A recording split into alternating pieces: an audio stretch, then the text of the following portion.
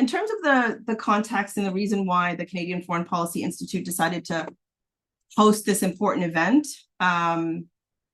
is, in thinking about the Canadian Charter of Rights and Freedoms, we know that it bans discrimination based on religion, based on ethnicity, and place of origin, and yet Canada offers unique and significant support to a deeply racist apartheid Israeli state. And so upholding the Charter has to include ending Israel's unique and again, significant assistance to Israel. Tonight's event, however, is focused on another aspect of the Charter, and that's how different levels of government and private institutions have been trampling on Canadians' charter rights to freedom of expression and assembly by suppressing opposition to a faraway state committing genocide. And in Canada, hundreds of people have been fired, have been jailed for opposing genocide. And most of tonight's esteemed panelists have themselves been targeted in their opposition to Canada's complicity. And we're going to be hearing some of those stories this evening, very important stories. And in a move that likely violated the Charter, the federal government has listed grassroots solidarity group Samidoun Palestinian Prisoners Network as a terror organization, and are now contemplating, following the UK, in criminalizing symbols associated with organizations. At the same time, the federal government plans to follow a number of municipalities in adopting so-called bubble zone legislation, which would also suppress freedom of assembly, specifically against genocide. And it is appalling that these attacks on our rights are happening amidst a live stream genocide. So with that, I'm gonna move to our discussion, and I'm delighted to introduce our first speaker of the evening, Katherine Grzejszczak.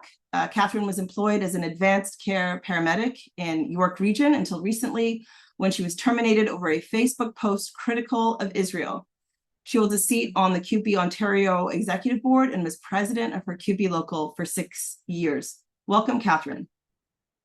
Thank you. Thank you for the introduction, Bianca. Thank you to everybody who's here and CFPI for putting on this event and for inviting me.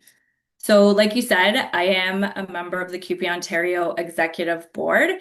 Back in June, CUPE Ontario was promoting the Hands Off Iran rally in response to Israel's bombing of Iran.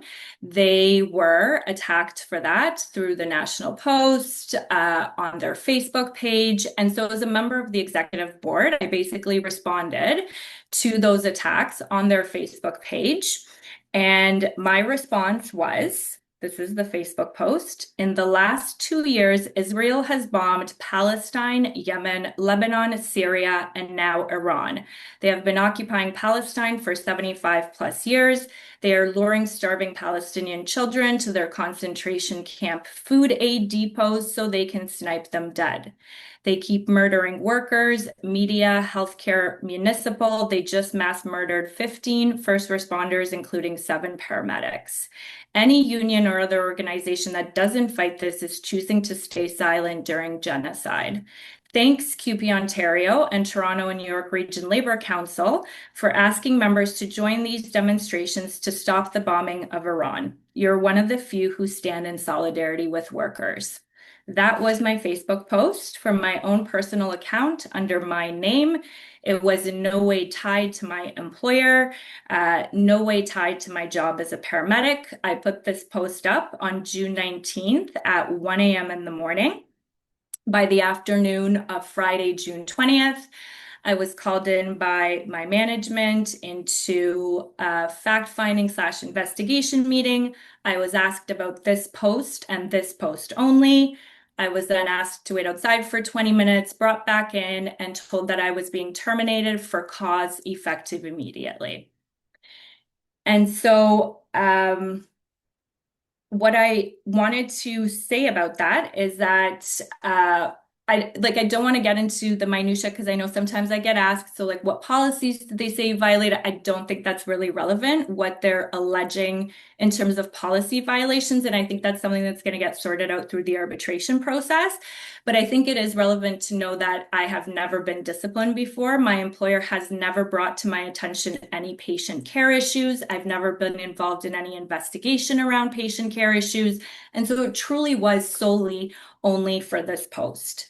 And so 2 to 3 days after my termination, Gila Marto, who is a City of Vaughan councillor, put up this post on her Facebook feed. So Gila says, on June 20th, I was made aware of a paramedic employed by York Region who had allegedly posted a hateful message on social media. Vaughan Mayor Stephen Del Duca immediately reached out to the chair of York Region with the community's concerns. The matter was investigated, and we have received confirmation that the individual is no longer employed by York Region. What role these politicians played exactly in my termination, again, I can only go based on what Gila posted publicly, and I'm sure the details of that, again, will come out in the arbitration. But the termination was a culmination of 1.5 year campaign of harassment that I faced because I've been a vocal supporter of Palestinian human rights while holding an elected union leadership position. And so I think it's important to understand that the Israeli lobby has sunk a lot of resources to silence union leaders who are vocal and opposed to Israel's war crimes. And I think the reason that they find this so important is because they know full well, probably better than we know as workers, that as a collective force, we have tremendous power to withdraw our labor and to force an end to this genocide. And so Canadian employers are being used as a material threat to workers' livelihoods to try to silence any discussion that's critical of Israel's behavior. Because we know that the folks who are standing with Israel are not facing discipline and termination, and they're not losing their income. So this is the price that we pay as workers in the Canadian state. We are losing our jobs in an attempt to silence us and everybody else so that this country on the other side of the world can continue to commit a genocide. I personally actually see this termination as an act of desperation. I think public opinion is certainly shifting against what the state of Israel is doing. And I think they're desperately trying to keep a lid on the situation because they've lost control. And so you're seeing things like this post has been just, people are like, this is so obvious, like defendable, right? And yet I've lost my employment over this at a time like right now. So when it comes to the intersection with charter rights, so my understanding, and I'm not a lawyer, and there's folks that can speak to this much better than me, is that charter rights only apply to public sector workers because they only shield you from government actions. And so when you work in the public sector, the government is your employer. But when you work in the public sector, that is the private sector, that is not necessarily the case. And so, but I do know there's other protections that folks in the private sector also have, whether collective agreement. I think there's also arguments being made around the Human Rights Code in Ontario. I'm not the best person to speak to that, but I did want to point out that it's been made clear to me that the charter protections don't extend to private sector employers. I also think it's a question of freedom of association. I am a union member who was basically making a political argument around a position that my union has taken. If you look at my post, I was, very clearly delineating the line between those currents in the union movement that have been opposed to what Israel is doing and very vocal and critical versus those currents in the labor movement that have said nothing and stayed silent. But I think over and above like charter rights, I think we have to insist that as workers, we have the right to a conscience. And that is something that our employers can never take away from us. So employers already control what we do for 8+ hours a day. They have pretty much complete control over what we do when we are on the clock. But now we're seeing an extension of that into our own private lives, right? Like we should continue to have human rights as workers to be able to openly discuss and organize around issues of public policy. Like that is so fundamentally important. If we don't have that, like that's just, it's an incredible price to pay, right? And so we're seeing our own government's policy, which is complicit in genocide by trading military equipment with a state that's committing genocide. And we are now also being told, and also you don't have the right to critique that, right? And we have to stand up and say, regardless of any piece of paper that you can point to, like this is just wrong, and we can't allow this to happen as workers and as unions effectively. And so why is this issue so important? I mean, I think what we're seeing across the globe is increasingly workers are pushing back on this genocide. They're treating goods, services, and relationships with the state of Israel as hot cargo and refusing to work on those materials. And so in the labor movement, hot cargo refers to goods from an employer that is involved in a strike. And so if that employer continues to try to move materials, produce materials, other workers will deem those goods hot cargo and refuse to handle them in an effort of solidarity and to force that employer to settle the labor dispute with their own workers. And this idea is being extended across the world by workers to goods, services, and relationships with the state of Israel in an attempt to force Israel to comply with international law, which is something that our government is not taking up, right? And so I think there's tremendous power in workers taking this situation into their own hands and saying, we refuse to do the work of genocide. So what we have seen recently is French, Italian, Greek dock workers that are refusing to move arms shipments destined for Israel. Just yesterday, I believe Belgian airline workers refused to service a flight that was bound for Israel. Also recently, we've seen Microsoft workers refusing to work on that project of having a cloud where all Palestinian phone conversations are recorded and stored. And so we are seeing that workers are moving in this direction of declaring these goods, services, and relationships as hot cargo. I think that is extremely promising. And I think that is the direction we need to keep organizing in as workers and unions and force Israel to end this genocide. Thank you. Wow, thank you so much. Thank you, Katherine. Thank you for speaking so clearly about the right to conscience in the workplace, and also the heavy price that yourself and so many have paid for exercising this. And I do think that this is a warning to all of us. And I'm really looking forward to hearing more from you in the discussion and the Q&A. Thank you. So our next speaker is Sabrina Ghaffar-Siddiqui. Sabrina is a professor of sociology and criminology, an award-winning public speaker, and a respected social justice advocate. She's known nationally as a media commentator and trainer on anti-racism, public policy, and equity, and has long been a trusted community leader in defending marginalized voices. Welcome, Sabrina. Thank you so much, Bianca, and thank you, Katherine, and solidarity with you and what you've done in the pursuit of justice.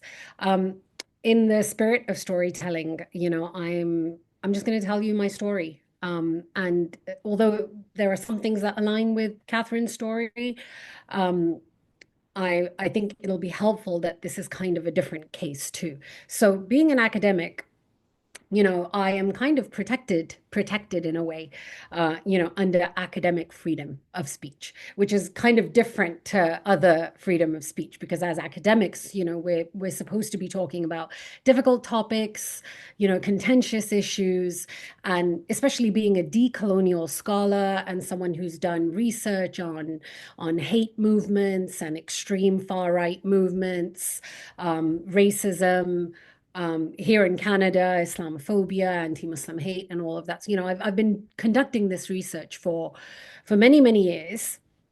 I was hired in Sheridan College as the senior advisor for equity, diversity, and inclusion. My job was essentially to advise the college on EDI issues, and not just the college, but it was a role that advised colleges in the entire nation. So, I was in communication with higher education institutes across Canada, and this was part of a government-funded project. So it was a very prestigious role, and I was kind of like their star employee. I mean, there was literally a article that a very praising article that was written about me, this star employee. There was nothing but praise for me. And then, of course, the genocide began. And as someone who has always been advocating, I've been doing this work for 15 years. So I've always been talking about Palestine and other kind of oppressions around the world. This was nothing new. I continued doing the work that they were very familiar with. So they knew where I stood. They knew where my politics was. And interestingly, the person who hired me, my manager, hired me for that reason. And she was a racialized person. And I came into a team of mostly racialized people, bar one person. So there's an added layer of complexity here because, I am amongst allies. I'm amongst people who are supposed to be safe and are supposed to understand. And not to mention, we're doing EDI work. I mean, this is, Catherine's not in the EDI space, she's doing something completely different. So the people involved, you could almost forgive them for not really understanding the complexities of equity, diversity, and inclusion. But in my space, this is our, this is everything we talk about.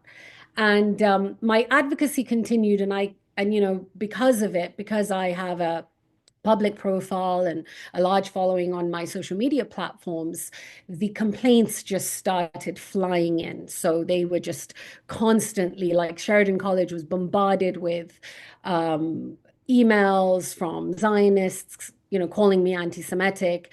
And because I am not anti-Semitic, it didn't land anywhere. Because my advocacy is, not rooted in anti-Semitism, and it was very targeted towards Zionism and Israel as a settler colonial project, it didn't land anywhere. However, as you can imagine, I became a nuisance. I'm a nuisance employee now. And months into this, I was hosting a webinar, much like this, with hundreds of people across Canada in the EDI space. And I gave a land acknowledgement. In that land acknowledgement, as one should, I recognized the genocide and I recognized the settler colonialism, happening in Palestine. And I mentioned, Israeli civilians, October 7th, but I mentioned Palestine first. I mentioned the almost 100 years of oppression, apartheid. And a Zionist member took offense to the fact that I mentioned Palestine first. So just started, like spamming the comment section with, this has nothing to do with disability justice. The webinar was about specifically about disability rights and justice, which ironically is exactly what it is about, considering what we're talking, what's happening in Palestine. And so anyway, this person was spamming, and the team took the protocol seriously, removed this person, was very concerned about my safety, knew that I hadn't done anything wrong, and we kind of moved on. The manager assured me that it was fine. I didn't do anything wrong. This person was crazy.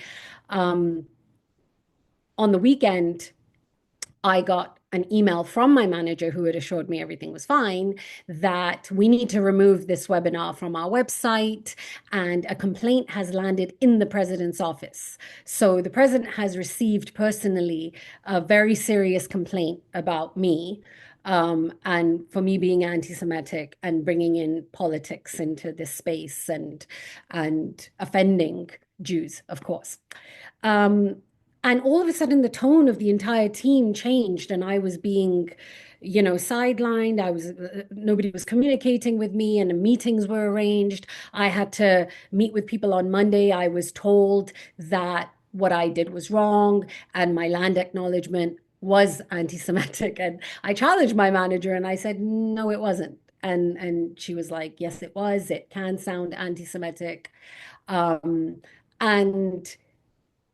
And that ended, but then what started was this harassment campaign where I was basically being told by my manager and other team members that there was a serious investigation taking place. And they were in touch with HR and this and that. Now, what was revealed was there was no HR investigation taking place. They knew I had done nothing wrong. And this was, like a very blown out of proportion Zionist complaint. But they were harassing me because they wanted to create a toxic work environment to force me to leave. And that's exactly what happened. After that, everything changed. I was given work that I was never given before. I was being questioned about things that I'd never been questioned on before.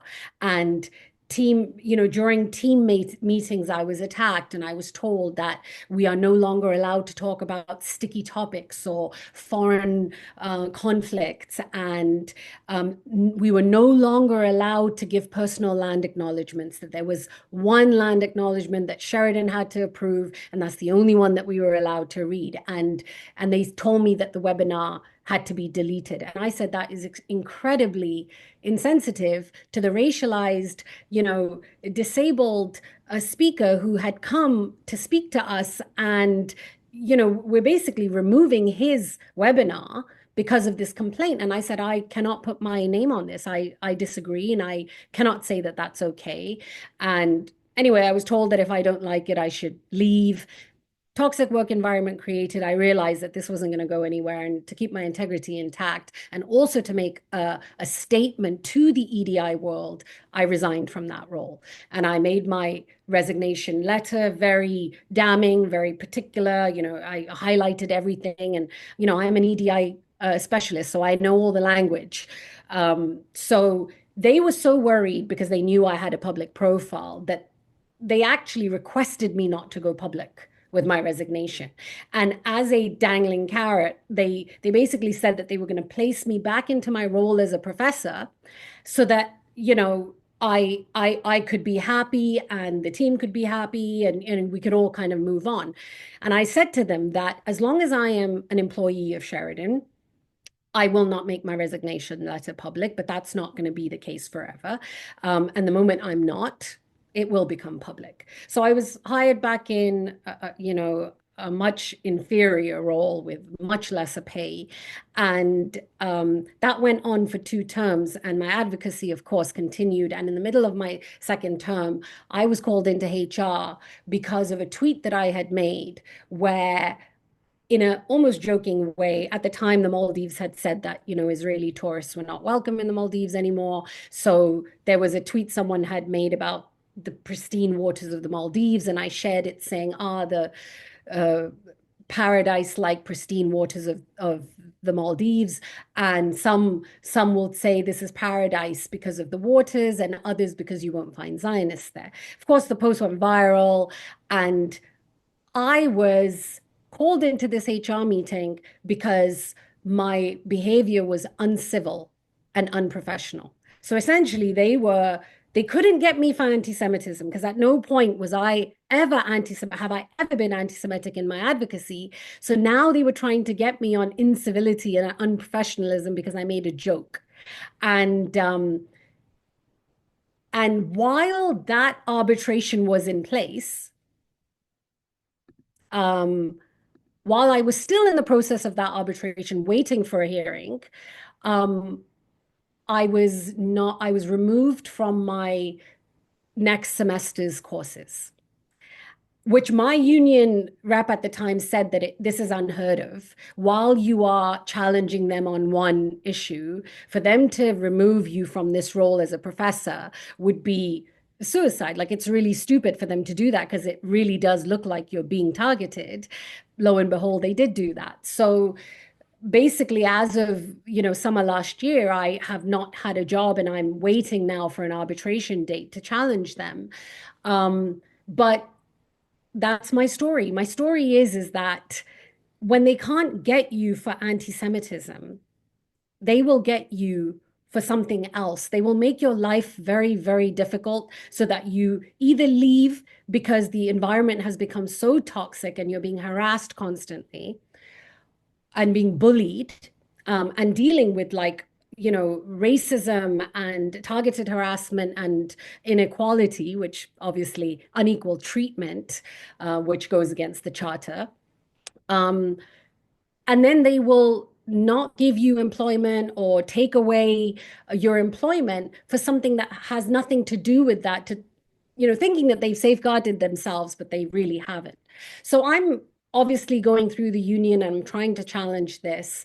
But, I think what my case highlights is the insidious ways in which, the repression takes place, and how academic freedom of speech, which is supposed to be the freest form of free speech, being an academic, being a decolonial scholar, this being my area, me being so careful and so particular in my writing as to always be proper, right? Civil and proper. That didn't protect me. It doesn't protect you. None of us are safe. None of us are actually safe. And then the other thing I quickly wanted to say is that, sorry, brain freeze. Oh, the other thing that I wanted to say was that, this is of course about the genocide, and this is of course about what Israel is doing, and then the kind of targeted campaign by Zionist groups, and by the way, I'm on all the lists: Canary Mission, on Anti-Semitism Watch. I've had multiple articles written about me, but by Honest Reporting Canada. So I'm really out there and really targeted. But the other thing that I wanted to mention is that this is also an example of the way in which these institutions that we work for are built on white supremacy and colonialism. And the people who are in these positions of power who are repressing us are mostly white people and white women. So, I think what they took great offense to is a racialized person challenging them, making them look bad.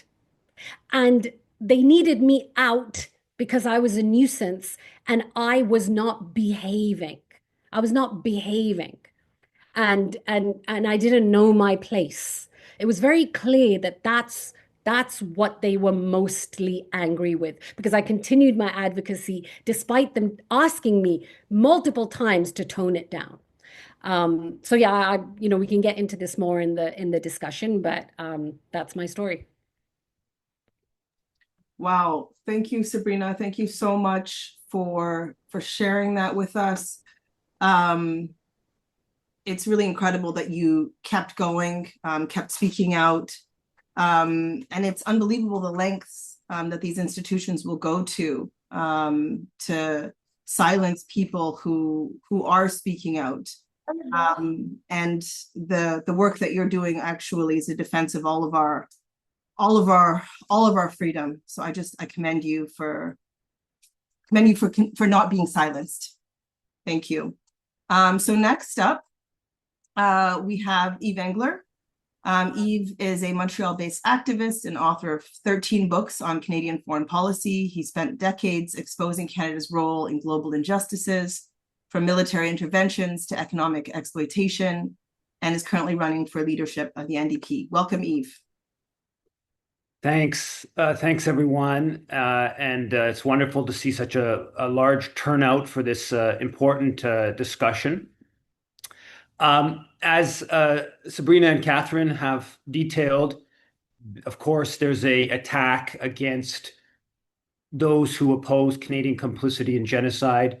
There's an upcoming book called Raising Palestine, Punishing Solidarity and Dissent in Canada that has literally dozens of examples, similar type examples.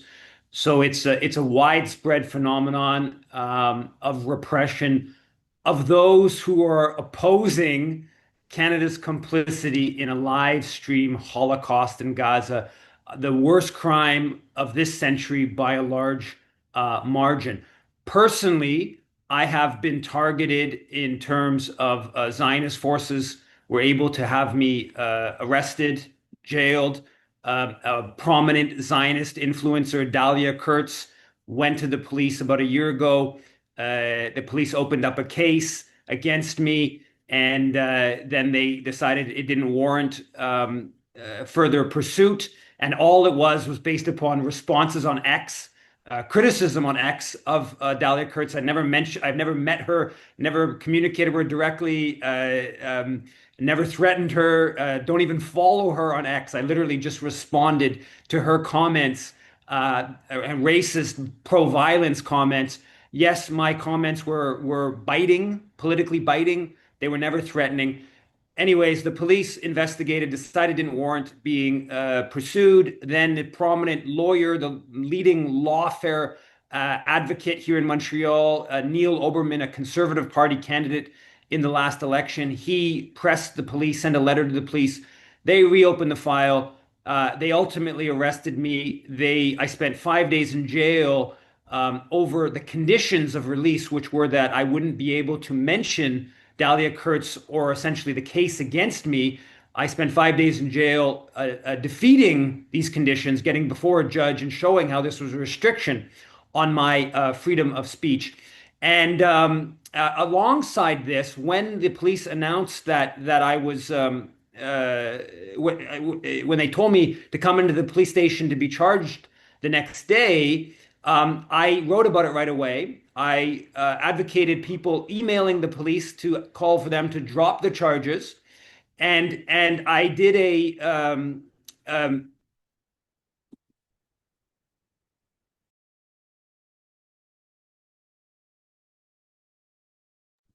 apologies, kids talking outside.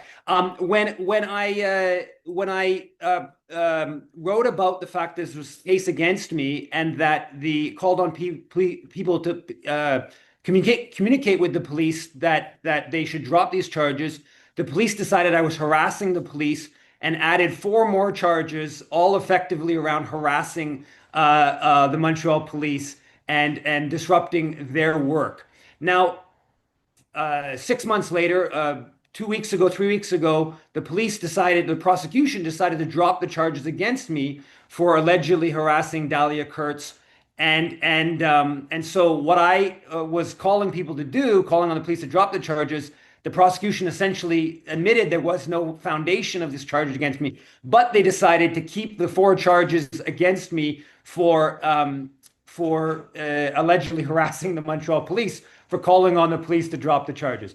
So that trial is supposed to begin in the end of November. Now, 2 weeks after the Dalia Kurtz charges were dropped against me, Dalia Kurtz sued me for defamation for $150,000 plus legal fees, sued me for defamation, weirdly enough, alongside Roger Waters, the well-known musician. So I'm being sued. They're going for $150K from him as well, being sued alongside Roger Waters for alleged defamation of Dalia Kurtz. And we will see how this goes. But basically, once the criminal charges against me were dropped, immediately she went to the civil side and just continued the harassment process. Alongside this, a couple of weeks ago, well, there's been a whole series of efforts over the past 6 weeks or so. But there's a lawyer, Michael Hollander, went to the Montreal police, was reported on in the Suburban, that I was allegedly engaged in incitement to hatred against an identifiable group and uttering threats. And what it was that I reposted the Bobby Villan's death to the IDF or death to the IOF on X. And a Montrealer who is a reservist in the Israeli military, who's been fighting in Gaza, got a lawyer to take a case to make a complaint to the SPVM, the Montreal police, that I was uttering threats against him by the fact that I said death to the IDF on X, and that I had shared a website going back multiple months called findidfsoldiers.net, which lists about 165 Canadians who fought in the Israeli military. And so they're basically saying that I was calling on people to attack this Montrealer who's been fighting in the Israeli military because I said death to the IDF, and because I shared a website with information about Israeli Canadians who've been fighting in the Israeli military. And so this is the kind of attacks we're seeing by Zionist forces. They hate the Charter. They hate freedom of assembly. They hate freedom of expression. And in Katherine's case, Dahlia Kurtz is one of the people who boasted that she helped get Katherine fired. Whether it's true or not, I don't know, but she boasts about that. She's involved in campaigns across the board. She gives talks about how to basically get people fired, how to get the people who are protesting genocide, get them in criminal trouble. This is literally spends large amounts of time in this exercise. So there's a deep hostility to basic freedom of expression and assembly by Zionist campaigners. And I would say they have a whole edifice of suppression. That's some of it's a little bit subtle, some of it's but indirect, but the whole edifice is an authoritarian. And you see it things like the IHRA, anti-Palestinian definition of anti-Semitism. That's partly about criminalizing criticism of Israel. Either directly criminalizing or making it, socially viewed as socially unacceptable, breaking the rules of university speech or different institutions. They have it with the special envoy that Erwin Kotler set up in 2020. It's a special envoy to basically protect Israel from criticism. Officially, it's special envoy on anti-Semitism and Holocaust remembrance, but in fact, what we've seen, Deborah Lyons, who's been in that position, she's basically used that position, publicly funded position, to use it as a stick to go after those who are opposing Israel's live-streamed Holocaust. So she actually turned a position supposed to be a Holocaust remembrance into a tool of promoting a Holocaust. There's a whole campaign around banning organizations, right? Banning protests, bubble zones. I know Asaf will speak about that more. The bubble zone legislation, banning protests, aggressive campaigns all across the country. Zionist forces have been pushing municipalities on that front, on the federal government on that front, and banning organizations. And the most egregious example of that is the attack against Samidoun, Palestinian Political Prisoners Solidarity Network, a grassroots organization in Vancouver, where the campaign of targeted criticism got the federal government to list this grassroots organization as a terrorist organization. No one even claims that Samidoun was engaged in any form of violence. There's not even that claim. The only claim is that Samidoun is that they supported an organization that's already listed, i.e. the Popular Front for Liberation of Palestine, which is a secularist anti-colonial organization. They say that Samidoun was assisting the PFLP and therefore should be on the terrorist list. Again, this is a grassroots organization that's been organizing demonstrations in Vancouver, been campaigning particularly around the more than 10,000 Palestinians that are being taken hostage by the occupation forces.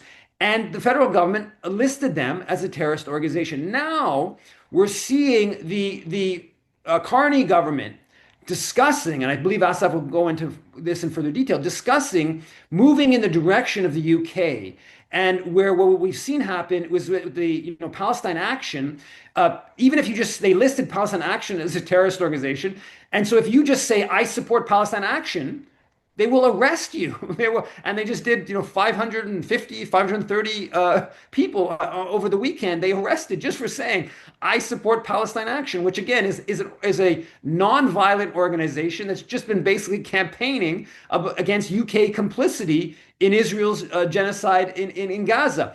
And so the Carney government has at least floated the idea of going a step in that direction, where if you were to hold a Samidoun placard, or say I support Samidoun, or a symbol of Samidoun, or of the PFLP, or of any other listed Canadian organization, that you could be criminally you could be violating the law, and you could be thrown in jail for that.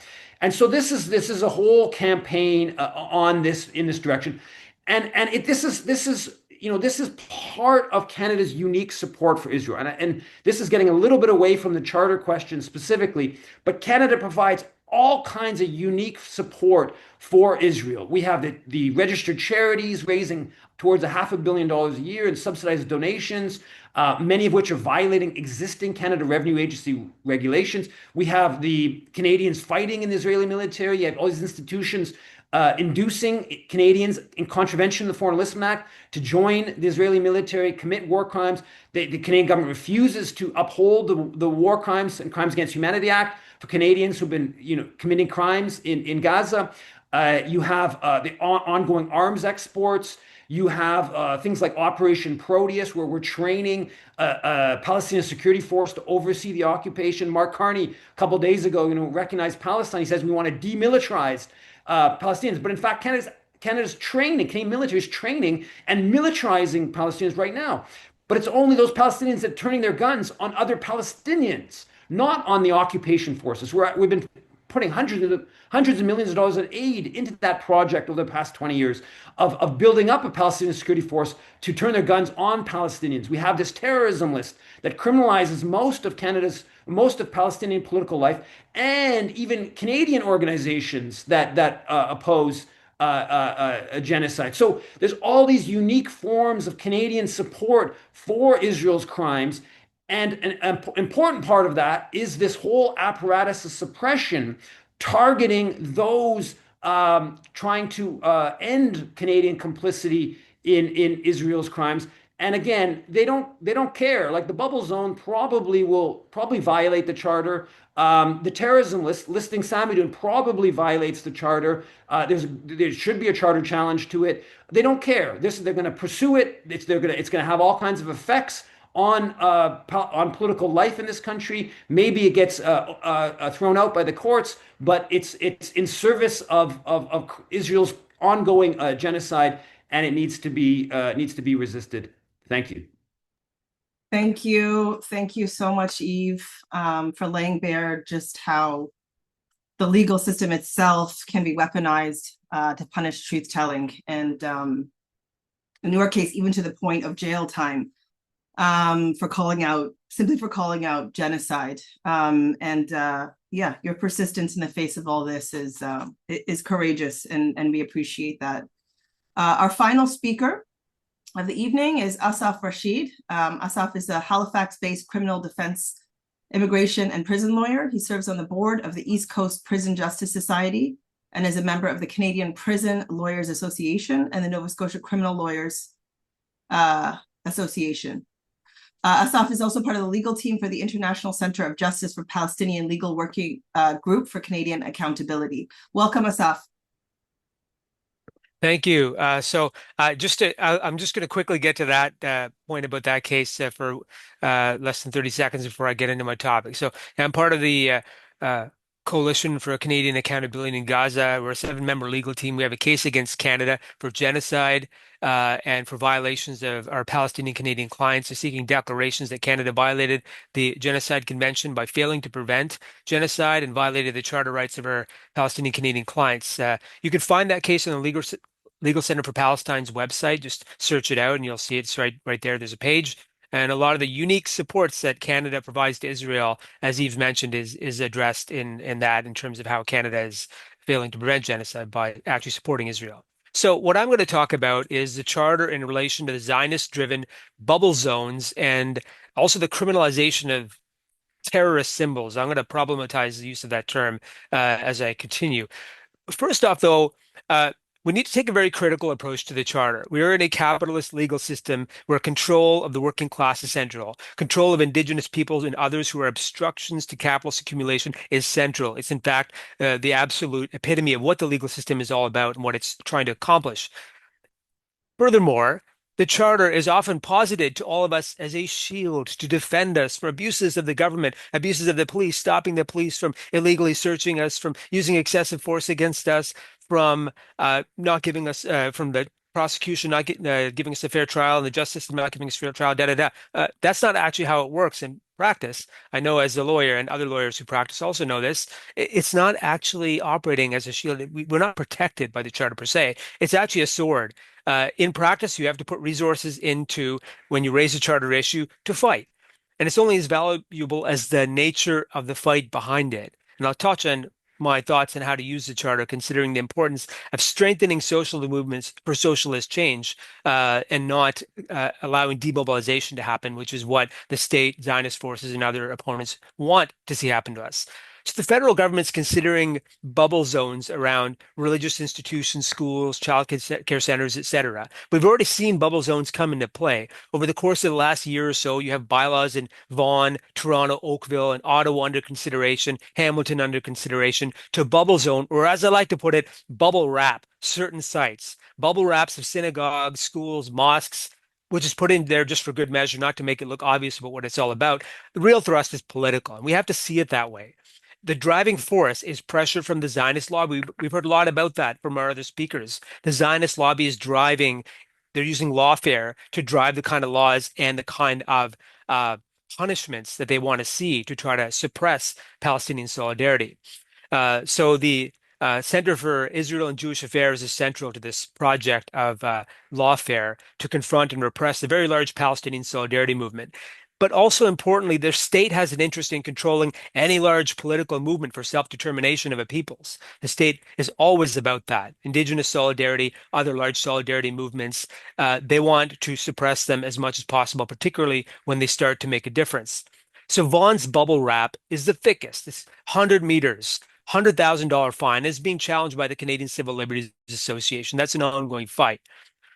So what charter rights are at play when it comes to these bubble zones? Well, freedom of expression is probably the most obvious. And then there's freedom of peaceful assembly, which is also in the charter. And there's also liberty rights. There could be others in particular cases, but I'll leave it at that as the key ones. And on the other side, and I'd argue this is very disingenuous, freedom of religion is being raised by the Zionists as a defense in a particular tactic that they use against those who are protesting nearby synagogues and other sites because of what's going on in them.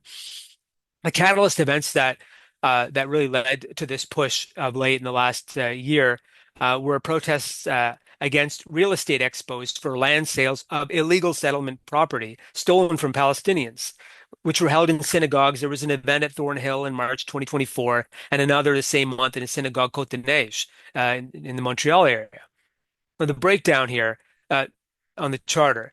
The charter protects the right to protest and express on public property. What does that include? That includes parks. It includes sidewalks. It includes streets. It includes in front of government buildings. It's areas which historically have been key sites of freedom of expression and public protest.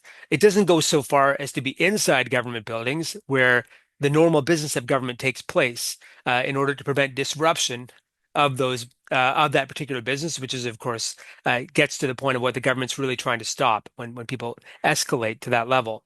So peaceful assembly is really any protest or demonstration where property is not destroyed and there is no fighting with the police or others. That's a nutshell. So most demonstrations, marches, etc., would be classified as peaceful.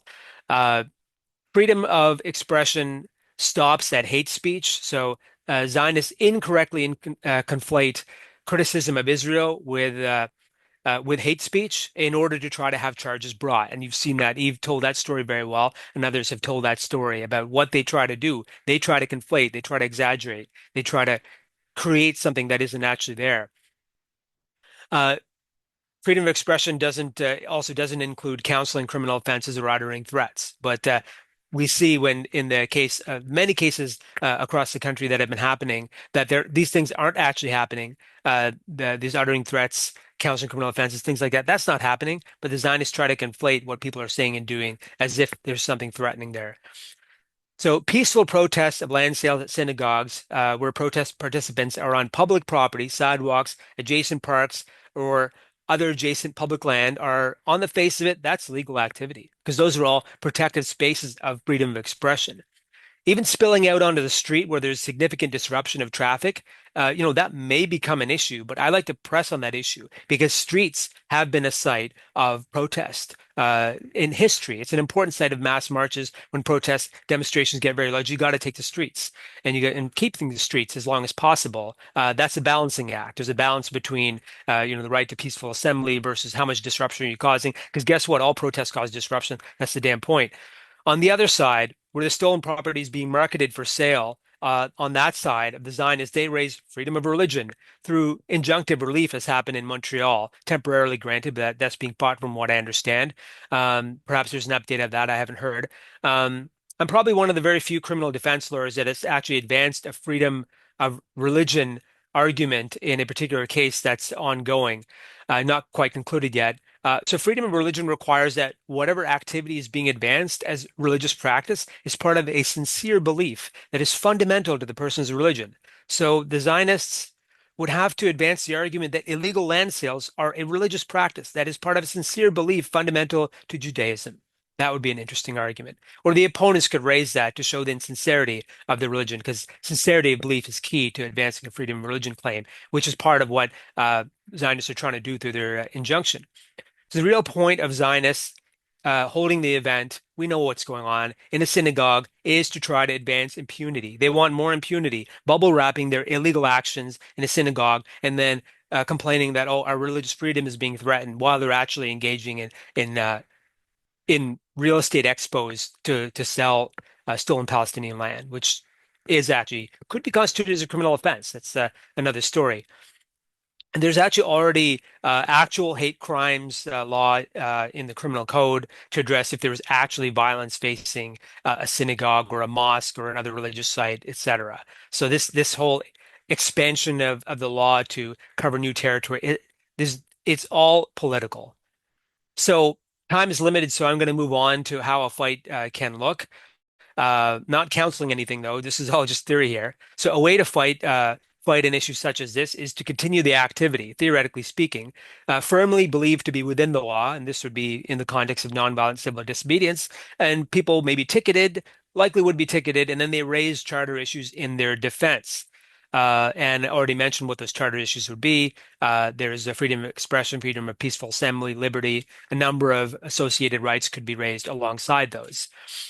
A key point, though, is how important it is as an activist as well as a lawyer who's also done much community organizing over the years. So important to avoid demobilization during these legal challenges. So courtroom support, having people continue to engage in support of people who are facing charges. For example, Yves and others who are facing charges, who are facing even bylaw tickets, to be there and to use those spaces and mobilization spaces would obviously be key. Legal support for the court cases as well would be important because these things they do require resources. The bubble zones are also important to fight because they create a minefield of zones of exclusion, leaking out over all kinds of public spaces, bubble zones, which are intersecting with other bubble zones because there's a school here, there's a synagogue there, there's another site, daycare, whatever, and which are all used as excuses to advance bubble zones. So then you have all these no-go zones for protests, and that becomes a huge issue. So there's a larger repressive effect at play here. And I believe the Canadian Civil Liberties Association has addressed that as an issue. So it's notable also that bubble zones are just a more recent tactic out of a repression toolbox. People may remember the kettling, the protest allowed zones in certain areas where there are large demos gathering. The police and the city, other government levels may create zones where you're allowed to protest, zones where you're not allowed to protest. It's all part of the same playbook. Fences, the Toronto G20, for example, or Quebec City in 2001 and Summit America's protest, same idea. Different ways to try to exclude people. So moving on to terrorist symbols. Firstly, a comment about anti-terrorism law. It's fundamentally problematic. I say abolish all anti-terrorism law. It always was and will be a weapon against any escalation of fights for social and environmental justice. What does terrorism include? Its use of violence for social change. Definition of terrorism in Canadian law: an act or omission intended to intimidate the public, compel a government or organization, or cause death or serious bodily harm for a political or ideological purpose, cause, or objective. What's included within that? How about fights for self-determination by Indigenous people, which may escalate to the point, due to the police, due to the state, bringing force down on Indigenous people, could escalate to the point where Indigenous people or others perhaps may be pressed to the point where some level of violence occurs.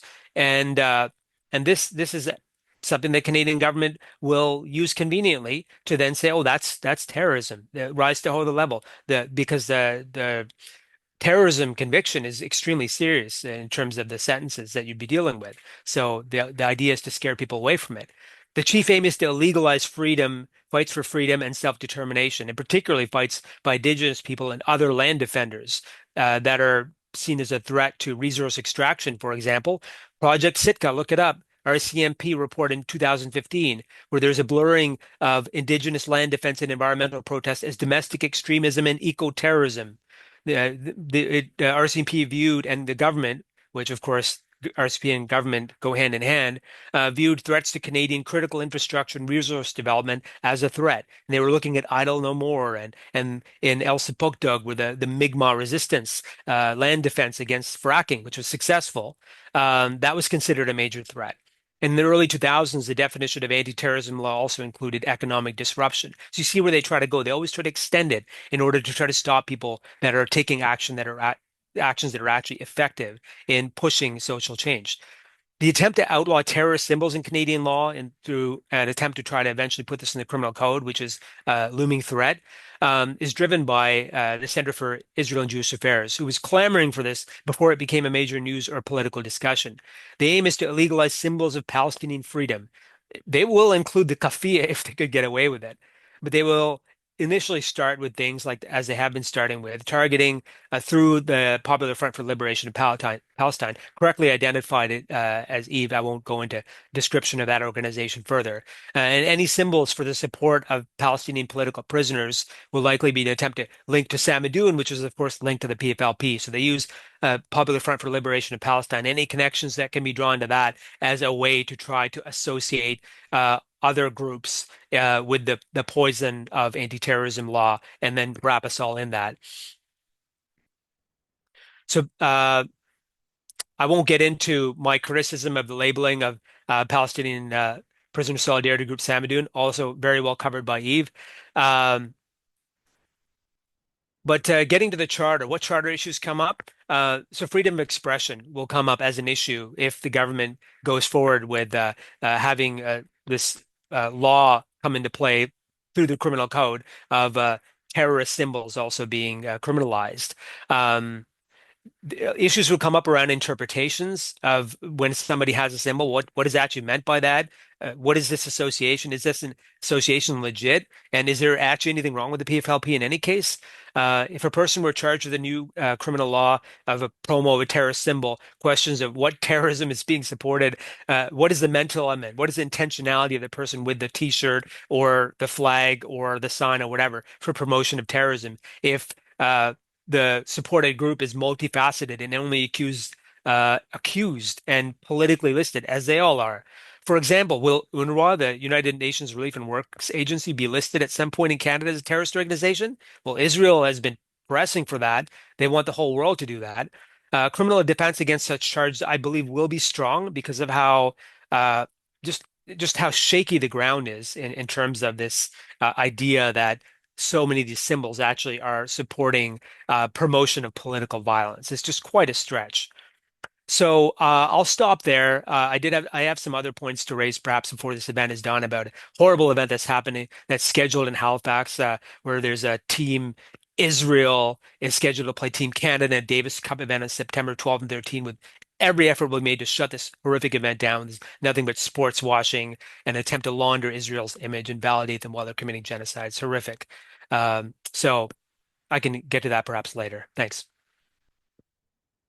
Thank you. Thank you, thank you, thank you. Thank you, Asaf, for showing us how lawfare is being used to weaken social movements and also to silence anti-genocide activists. Is very disturbing. I think naming this strategy is one of the ways of dismantling it. And also, I personally really appreciate alerting us to and educating us about our rights as well under the Charter and as people living in Canada. So thank you again to all of our speakers. It's been an incredible night. There have been well over 300 people in attendance here today, which is a terrific, terrific turnout. And very heartening to see that people are taking these issues so seriously, and the support that we're seeing in the chat, all of these heart emojis are really heartwarming. So again, thank you to our audience. Thank you to our panelists also for sharing their stories with us. So we're going to take about 10 minutes for a discussion amongst our panelists before we turn it over to the audience. Thank you so much for all of your questions. We're going to get to as many of them as we can, time permitting. So to our panelists, I would say, feel free to comment on each other's presentations or respond to any of the points that have been raised as we're having our discussion. I do have a few questions that I've been thinking about, and I'm curious to hear more of your thoughts on these specific issues. And the first one is about the international scene. Is Canada following, in your opinions, a coordinated international playbook when it comes to repressing Palestinian solidarity, solidarity with Gaza, solidarity with Palestine?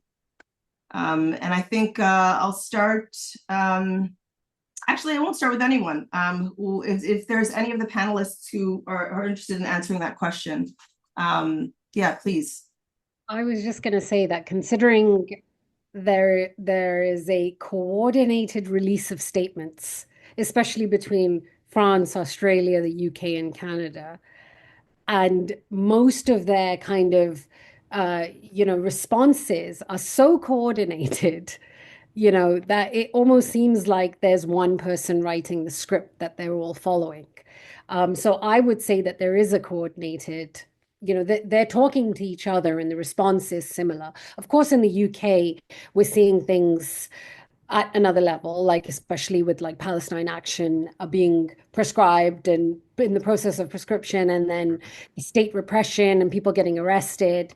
But, something that's really interesting, I think, is to see what people, groups, and, people in the resistance and our kind of in solidarity, how they're resisting these things. And one of the things that I'm very intrigued by, and I'm following very closely, I'm sure Yves, you're looking at this too, but, Frank McGuinness, the lawyer in the UK who represents Hamas, is working on the deprescription of this group as a terrorist organization. And I know this is a very uncomfortable, but you know how I love sticky topics that I get fired for. So,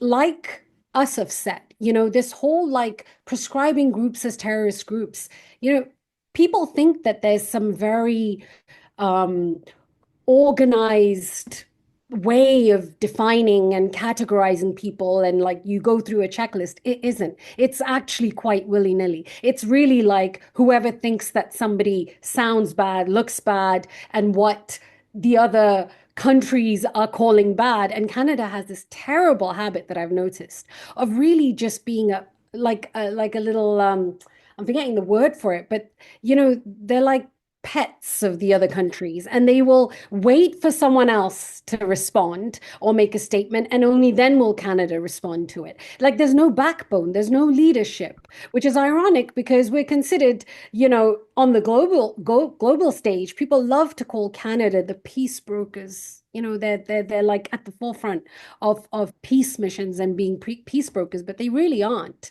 They're just puppets of the other empire nations.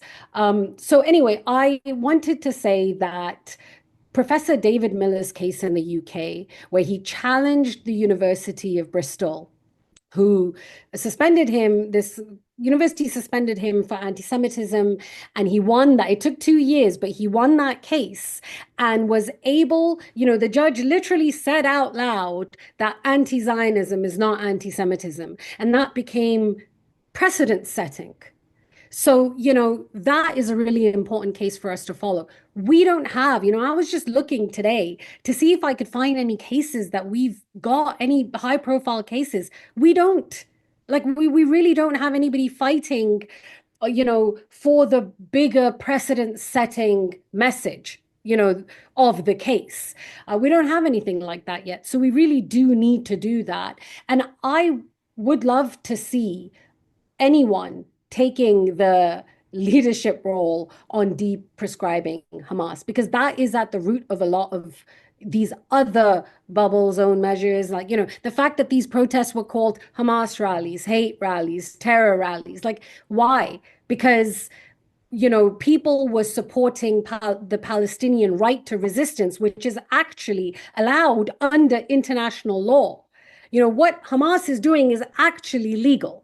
So, there's a lot of confusion around that, and we need somebody to kind of take the lead on that. So I'm just going to put it out there, and curious to see what the rest of you feel about that. Yeah, Asaf, go ahead. I just have a very quick point, but very well said. I think the coordination we're seeing is just that the Zionist, the Israel lobbies in some countries have a much stronger foothold, and they operate simultaneously. So you see a lot of things happen at the same time, and they're able to move quicker in some countries than others due to having like more of a compliant leadership in those countries, just caving into them quicker, or just being more organized in some countries versus others. But I think the Zionists are being very coordinated, and that's why we're seeing things unroll at the same time. And a very good point, and it shouldn't be an uncomfortable topic to talk about, as Sabrina's mentioned, because there is a fact. It's an international law. There's a right to self-determination, which includes the right to resist through armed struggle against an illegal occupation. And you have the people that are resisting. They could choose whatever entities they want to resist through. If they're acting out that resistance against their occupiers, that's part of their fundamental human rights.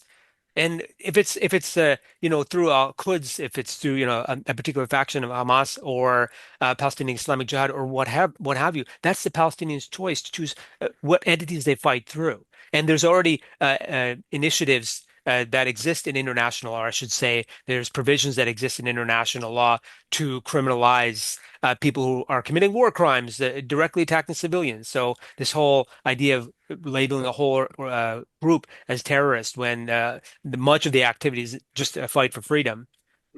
That's where you have the issue.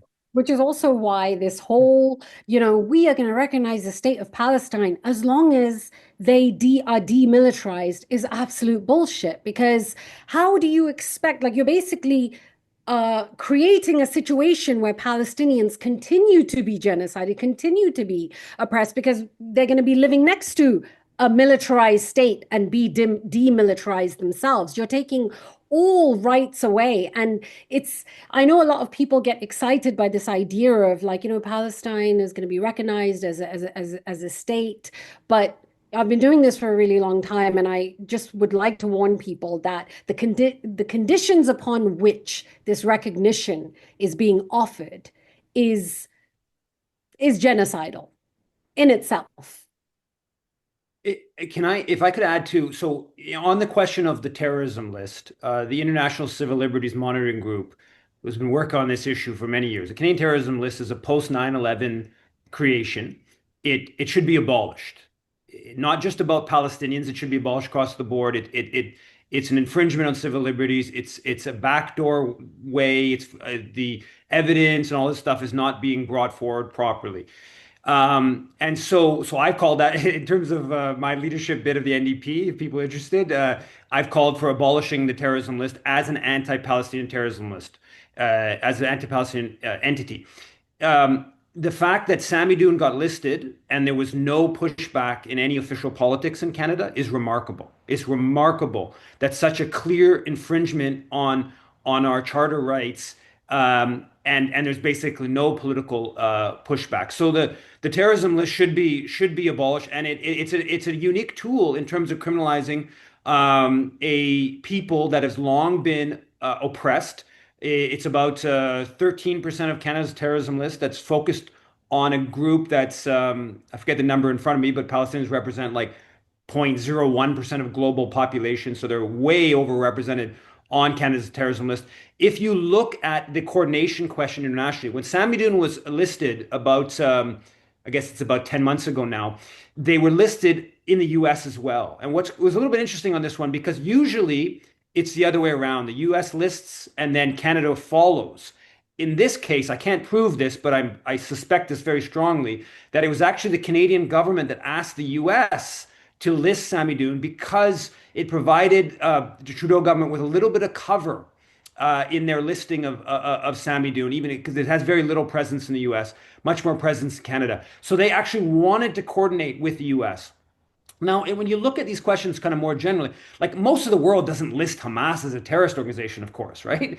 And like the notion that you would list Hamas as a terrorist organization, and yet yesterday or 2 days ago, a teacher went to the Ontario Educators Conference in their Israeli military uniform, and that's like acceptable at the Union Convention. That the person wasn't like arrested or I don't know what, right? But so the idea that Hamas is a listed organization, but the IOF isn't. I mean, come on, what world do we operate in? Or that Likud isn't, or for that matter, if Samidun is going to be listed, B'nai B'rith's not going to be listed. Come on, right? These are questions that need to be looked at, and also I think that yes, the terrorism list. There is a coordination in terms of this. Mary Foster, back when Hezbollah was listed in 2002. It's a very fascinating article because she did about this, because Jean Chrétien, the prime minister, actually met with Hassan Nasrallah, then head of Hezbollah, like 6 months before it was listed as a terrorist organization. In like late 2001, Chrétien met with Nasrallah. And there was this whole process of, as she details, how the CIJA and B'nai B'rith, or the predecessor to CIJA didn't exist at the time, the predecessor, the Canadian Israel Committee, and how they went this whole campaign to get them listed. So yes, and how it flowed from the US and stuff like that. So yes, the listings are coordinated. Other parts of the repressive strategy is also coordinated in different ways. I think kind of indirectly, and some of the stuff we see from Pierre Poilievre, where he's talking about going after universities, that was right out of the Donald Trump Zionist playbook. So I don't know that it's always coordinated in a direct sense, but it's obviously there's informal coordination among Zionist organizations. Things like the IHRA. I mean, that's a global thing, right? You saw that Brazil just withdrew from the IHRA as part of its hostility to the genocide. So you can also go in the other way. But yes, the Zionist forces do try to coordinate this stuff internationally, and we, as much as it's politically uncomfortable, we have to talk about Canada's terrorism list and how that's used to enable Israel's live stream Holocaust. Can I just say quickly, sorry, I know Catherine, sorry, Catherine, do you want to say something? No, it's okay. If you wanted to say I something, just go want to ahead. respond to this. I just, there was somebody who made a comment in the chat box, and something about how let's not talk about race. This is about capitalism and the military industrial complex, blah blah blah. And I just want to remind people that it is about race, and this whole Palestine will be recognized but cannot be militarized. It's rooted in this Orientalism and this racism that Black and brown people are incapable of self-governing. They're incapable of having democratic elections and electing people that they choose to represent them. And so only Western nations, and we know Israel is a Western country that operates from that Western mindset and is given all the benefits and privileges of a Western country that is that sits on white supremacy and operates from white supremacy.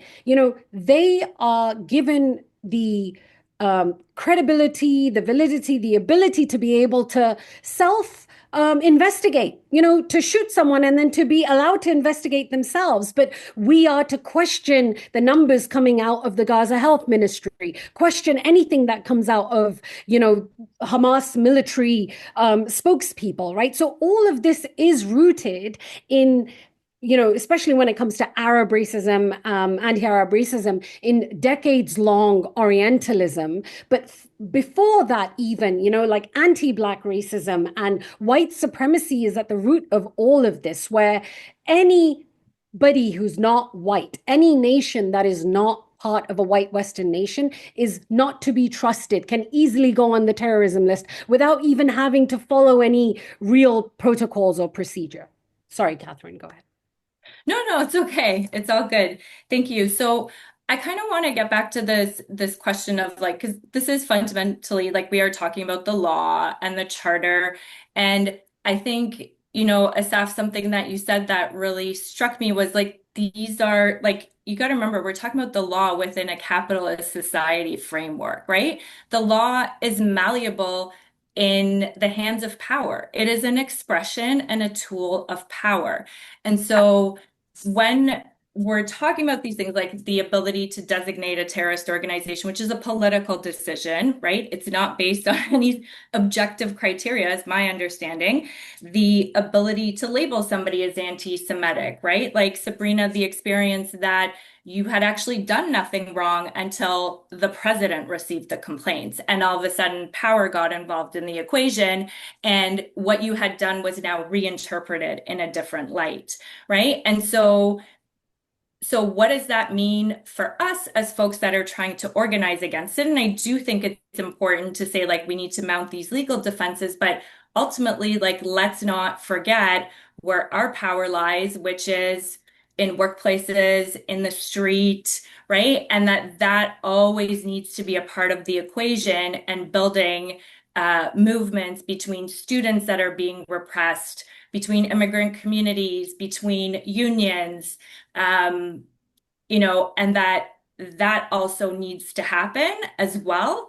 And just that analysis of power, I think, is also important in terms of determining how we fight back against all of this. Just Yeah. a quick note to what Katherine said. Fully agree that the law should never be the leading edge. The leading edge is always social movements. It's the movements that have to drive the law. Otherwise, we lose. The reason the law is going against us is because the movements simply haven't demonstrated this strength to push the system, society in our favor. But the law will change to be in a more favorable place if the movements are strong enough to push it there. That's it. Absolutely. Absolutely. And one of the reasons I'm going to take another turn to speak, one of the reasons I decided to speak publicly about this was because the reasons for my termination had already been made public by the time I opened my mouth. And so my concern was if I now say nothing and we defer the question of, do workers have the right to freedom of expression around supporting Palestine, to an arbitration process that is going to happen 2 years down the line, the message that sends to workers is, okay, so until the courts in some fashion, because the arbitration process is a quasi-legal process, give us this right, we ultimately don't have it. And that was why I really wanted to speak publicly to push back on that narrative and to say, no, this is way too important and crucial of a moment where 2 million people are on the verge of being erased off the face of the earth for us to not speak about it and organize to end it as workers. Can I just, jumping off from that point, I think that's a very important point, and with all due respect to my colleague Asaf, my lawyer told me explicitly, do not write about the fact that Dalia Kurtz is charging you. The first day when I went public, he basically said, don't do this. Ultimately, so from a narrow legal strategy, it would be better to just sort of like fight it out in the courts, not in the realm of political, sort of battle.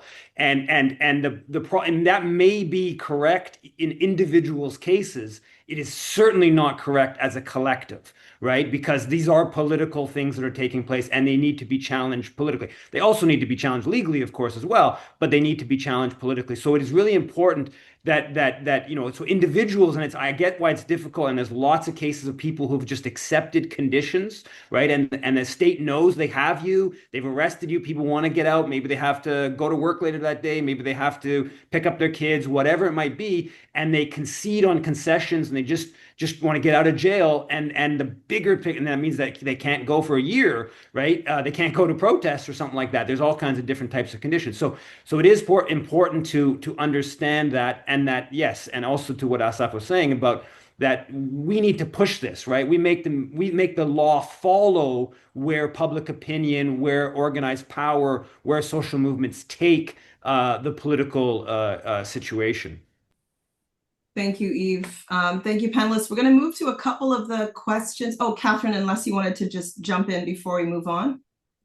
So beautiful discussion. We're going to move into some of the questions from the audience. We have so many of them and so little time, but we'll try and answer a couple of them. So kind of on the topic of support and strategies to protect individuals, movements that are facing these kinds of threats, this kind of harassment. We have a number of questions sort of under that banner around this issue of protection. Ahmed wants to know whether Katherine's union defended her. And another audience member wants to know whether Katherine was allowed legal counsel during the investigation and as part of these formal investigations. Another user wants to know whether the employer used performance management. And Yuri is asking, as a medical worker, are you surprised to have been disciplined? People are asking what solutions would you recommend, and what opportunities there are for building as union members and leadership support. So the overarching question is, have you been protected? And if not, if so, how? And if not, what strategies could we see that could protect individuals and movements? So I'll start with you, Katherine, and then see if others want to weigh in on this question. Thank you for all of those questions. So look, there's different parts of my union, right? Like there's a national union, there's a local, and there's a QP Ontario. And so different parts of that union have taken different orientations to the entire question of Palestinian liberation and Palestinian human rights.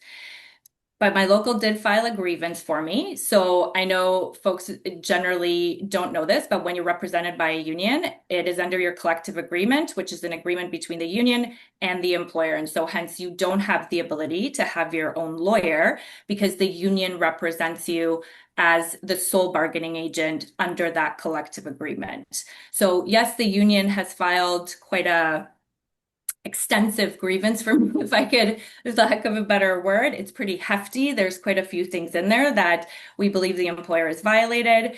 I decided to not say anything until I had my first grievance meeting with the employer, which happened on July 22nd. In the meantime, Fred Hahn, the president of QP Ontario, who has consistently stood on the side of, I would say, all oppressed people's rights, did speak quite a lot. And so I have enjoyed an incredible level, I would say, of support from my union, specifically through QP Ontario, which has historically taken an anti-racist positions, has consistently passed resolutions around these issues. So the legal counsel is going to be provided through the union. In terms of when you go into an investigation meeting, depending on what your collective agreement says, you are normally entitled to a union representative, such as a union steward. So yes, I had that representation in the meeting. No, I was not performance managed. like I said, this is the only issue that the employer has ever met with me about to raise. I'd never been disciplined previously. Yes, of course, I was surprised by the discipline. I have been saying the same thing for the last 2 years nonstop. And my employer has never spoken to me about it. I know other folks have had different experiences where perhaps the employers pulled them into a meeting and said, like, look, we're not really saying anything, but just, we're getting all of these complaints about whatever it is that you're doing. I did not have that kind of experience. And I expect it was because most of this took place when I was the president of my union. And so the employer, had some level of recognition. What is happening over there is union activity. She's the union president, and we're not going to interfere in that. So yes, I was very surprised when I was disciplined. And then I do want to say that in being fired, I have had so many folks reach out to me and have come to realize that there's an entire network of people and so much organizing that has gone into supporting folks who are fired. It's across unions, it's union and non-union workers. And that is what we need to keep building on, because other people will lose their jobs. Other people are being, charged and are spending time in jail. And so we need to build these kinds of mechanisms, organizations where we collectively support each other through this repression. And in going through this experience, I can already see that that is well on its way and is constantly being built out of necessity. And I think that answers the questions. 100% it does. Thank you, Katherine. Does anyone want to build on that response, specifically the strategies around protecting individuals, groups, movements? Well, I think just to add briefly to that, what we're seeing happen, you have pressure from the Israel lobby, Zionist lobby, that to try and get people in trouble, and they're using any tactics they can. And you've heard plenty from Yves about the tactics used against him. It's not like there's actually any strong legal merit to the challenges against a particular employee or a person who is deemed a threat to the Zionist lobby. It's not like those charges or that whatever alleged issue in the place of employment is actually a real issue, but they push it anyway. They force it to become an issue, and there's something called punishment through process that happens then, where a person is dragged through a system and has to pay money and they lose time, etc. while they're in the fight. They might win in the end, but what is that? Is that a true victory? And we have to think of it that way, I think. Yeah. But we win by continuing the solidarity, I think, not to, end on a hopeless note. As Katherine mentioned, having all that support around, making sure the movements stay mobilized and provide support for those who are attempted to be brought down by the Israel lobby, the Zionist lobby. They're always supported. That's always important. So just a couple of things. Asaf, you're making me think of Project Resolute, which we haven't explicitly stated yet, but somebody should definitely talk about that. And then I just saw in the chat, so no, again, as a union member, you don't have the right to necessarily represent yourself. If you feel your union is not representing you fairly, you have the right to file a complaint at the labor board that the union hasn't met the duty of fair representation. But that doesn't release the union from continuing to represent you. You are correct. If I was to go and file a claim at the Human Rights Tribunal, I would have to get my own representation or represent myself. My union does not provide legal representation through that process. The reason being is that that is supposed to be resolved through the grievance and arbitration process. And so now what's happened is, because a lot of folks are filing complaints at the Human Rights Tribunal and also filing grievances on human rights issues, the tribunal has said only one process at a time. So I have obviously opted to go through the grievance process. Thank you. We're going to probably extend just a couple of minutes because there are so many questions from the audience. If any of our panelists have to leave, that is totally okay. But just in the interests of getting to some of these, Going to take a few more sections of questions. So there's a lot of questions that we've gotten from audience members about bubble laws and legal challenges. Someone's asked what impact they will have on the public and public sector workers. Someone else asked which groups are best placed to challenge these laws. Sally asks, how can we counter bubble zone laws effectively? Patrick says that in Vaughan, the bubble bylaw passed despite clear violations of law. What else can be done? And Brea says that in Toronto, harassment charges and peace bonds are keeping people from protests, and wonders whether this is legal and whether it can be fought. So I'll start with you, Asaf, as the expert.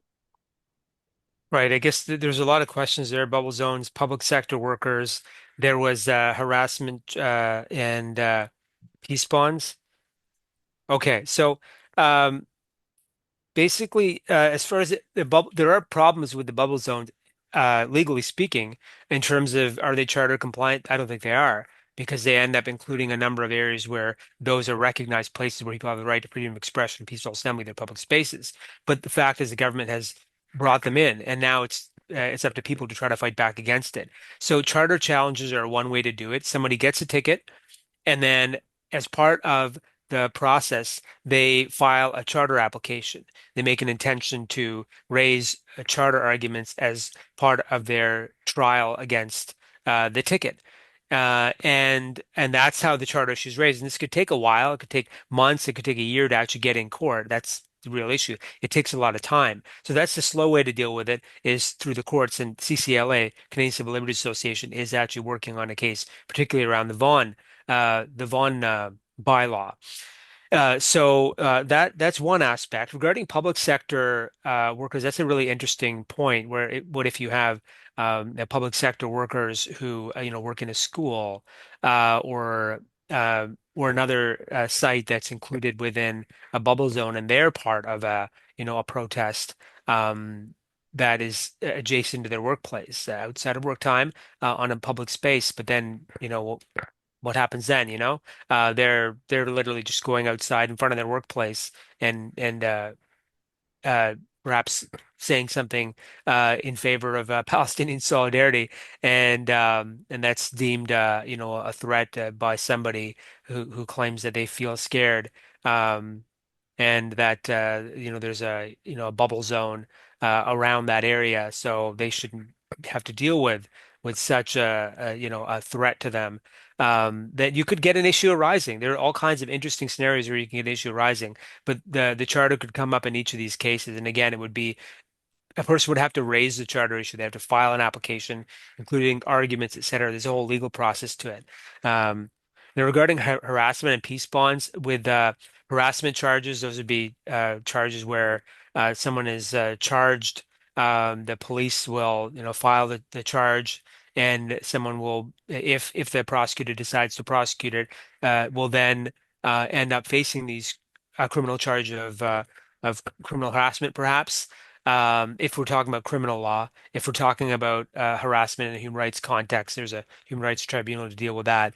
But if someone is complaining about some kind of criminal harassment, then you'd be dealing with the criminal courts. And again, it's the issue does this charge have merit? It's possible to get charges that have no merit thrown out. I get this done all the time when I have clients that are facing just empty charges. Effectively, I talk to the Crown, I look at the disclosure, the police file, and I'll have a serious conversation saying, what is the charge here? I don't get how this is actually a legit charge. And sometimes the Crown will agree. Other times it'll go ahead to trial, and we'll deal with it then. Peace bonds, every time someone is facing a peace bond, they always have the opportunity, if it's a civil peace bond, to contest it. I'm dealing with one of these right now.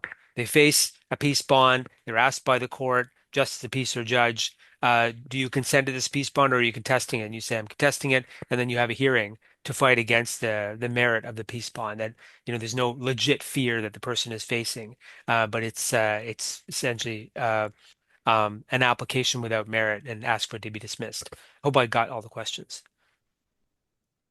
Thank you. I'll move on to some other sort of sections of questions.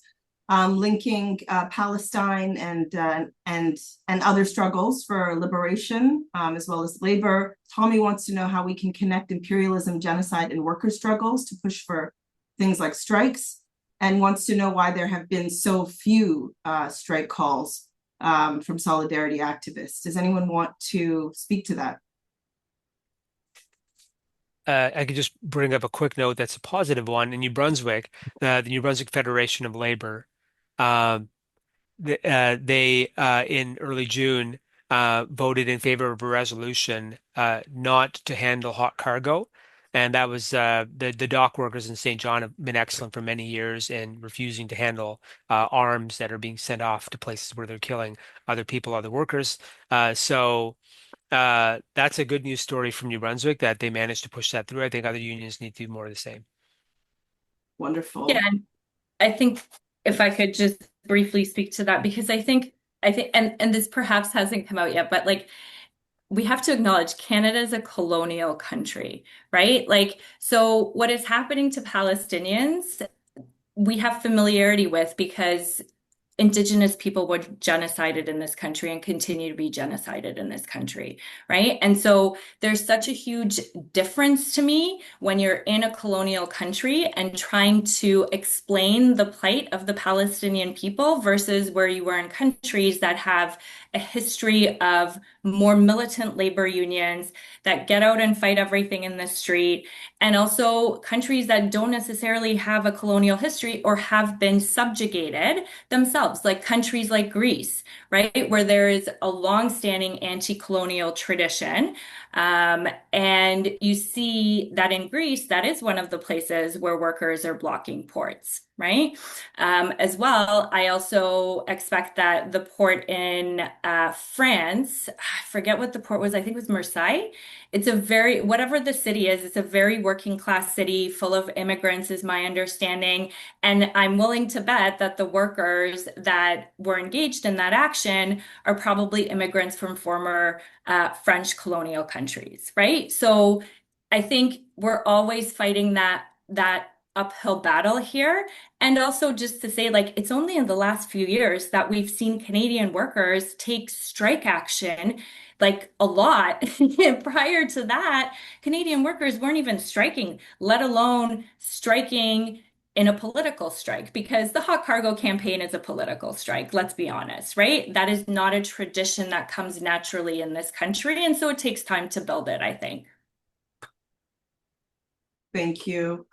Okay, so I'm going to ask for any last comments from our panelists. We're already 10 minutes over time, and I think it's a good time for us to wrap up. It's been such a beautiful discussion with a lot, just a lot of food for thought. And I'd love to hear any final thoughts that our panelists have to leave us with. I'm happy to start. I think the key here is that the horrors going on in Gaza and Canada's complicity are very extensive. The horrors are beyond belief, and they seem to be getting even worse. And as much as there's been repression in this country, it's obviously completely inconsequential in the context of the horrors that are happening in Gaza, and for that matter, the West Bank and other countries that Israel's attacked. So it's important to put it in a broader context. We operate with a relatively, our liberties are relatively good, and so it's important that solidarity continues, and it's important that we end our government's complicity in these horrors. And like I said, it's extensive, right? 22 months in, still sending weapons, bullets to kill. Still, this unique charity relationship where we're subsidizing this country that has a GDP per capita equal to Canada's. Still, we have this special envoy designed to protect Israel from criticism. Still, we're talking about bubble zones. Still, we're talking about Canadians joining the Israeli military. All this stuff is still going on, and it needs to end. It should have ended long before this Holocaust began. There's been people campaigning on it. And then I'll maybe just make a little quick plug, because I am running for leadership in the NDP. And one of the central things is opposing Canada's complicity in these crimes. And people interested, you can check out the website, and we're doing lots of activism. And thanks for everyone for participating in this conversation. Yeah, I could, if it's okay, Catherine, I'll go next. So I really just, in the spirit of plugging things, so I live in Halifax, Shabukduk, Mi'kmaq territory, and there's the horrific tennis event that is scheduled for September 12th and 13th here, pitting Team Israel against Team Canada in this Davis Cup event. It shouldn't be happening. This is sports washing. It's validating Israel. It's putting a sheen on Israel, laundering their image while they're committing genocide. It's a blood-soaked event. It needs to be treated that way. There's going to be mobilization in Halifax. If you happen to have a reason to come to Halifax, or if you're in Halifax or near Halifax, on around September 12th and 13th, you can expect there will be significant, sizable group outside if it's not stopped beforehand. To find out more, you can go to at No Love for Genocide on Instagram, and there'll be info there about what's happening. So I just wanted to plug that, and I agree with everything you've said about where the urgency lies, and really, this always has to be. We always have to be considering the plight of Palestinian people who are being genocided at the forefront. And anything we can do, we have to make our own sacrifices here to ensure that we're doing our part to stop any form of Canadian participation in that. Just quickly, a couple of things. I think there was a question earlier for me that maybe I didn't answer in the best way possible, but it was about me being a medical worker and being disciplined. And I think what I said to me, what I said, and I also said this to my employer. I said, my job as a paramedic is to alleviate suffering and preserve life, first and foremost. And so me opposing and organizing against a genocide is really totally in line with my professional obligations as a paramedic. And so, yes, it was extremely surprising, right? I thank everybody for being here. Let's keep organizing. Let's keep doing this work, because we will see a free Palestine in our lifetime. Thank you all. Thank you. Thank you. Thank you. Thank you. I want to extend my heartfelt thanks to our incredible panelists, Katherine, Sabreena, Yves, and Asaf. A big thank you as well to our co-organizers, Just Peace Advocates. And what we've heard tonight is that our rights are not abstract and that they must be defended. And we can't rely on our courts or our politicians alone to protect these rights. It's going to take strong, connected, determined social movements that can't be intimidated, divided, or silenced to push back against this repression and to win lasting justice. So on behalf of the Canadian Foreign Policy Institute, I want to thank you for joining us. Stay engaged, stay loud, and free Palestine.